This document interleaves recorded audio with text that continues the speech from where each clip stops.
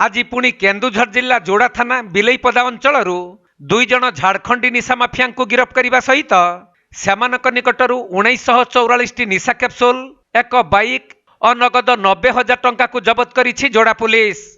सूचनायोग्य जे गतकाली जोड़ा सहर में थिबा दुईटी दुकानरू 28,264 टी निशा कैप्सूल जबत करने सहित दुई जन को गिरफ्त करिथिला स्वतंत्र स्क्वाड। तेबे आज झारखंड जगन्नाथपुर अंचल किछि माफिया जोड़ा एवं बड़बिल अंचल में निशा कैप्सूल जुगाइबा आसुथबा विशेष सूत्रु खबर पाई बिलेईपदा निकटरू दुई जन झारखंडी निशा माफिया को गिरफ्त करिछि स्पेशल स्क्वाड। गिरफ होइथिबा दुई जन निशा माफिया हेउछंती झारखंड पश्चिम सिंहभूम जिला जगन्नाथपुर थाना अंचल शाहनवाज आलम एवं आरिफ अख्तर।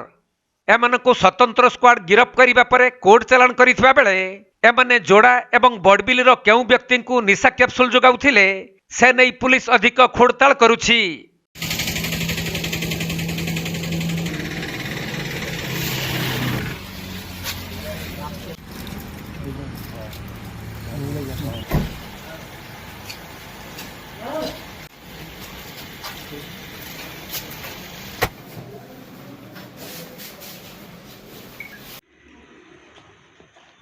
केन्दुझर जिल्लारू दीपेश कुमार बेहेरा रिपोर्ट, कोणार्क लाइव।